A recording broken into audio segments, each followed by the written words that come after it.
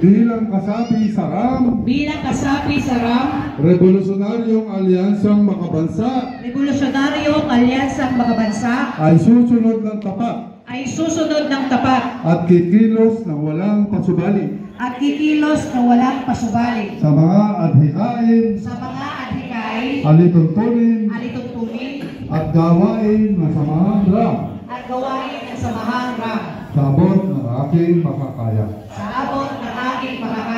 Lagi kong iisipin at tatandaan na ang laging una sa lahat ay ang kapakanan at kabutihan ng sambayanang Pilipino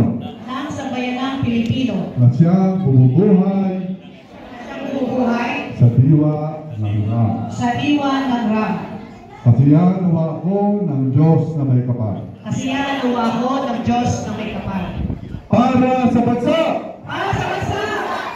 Mabuhay ang RAM!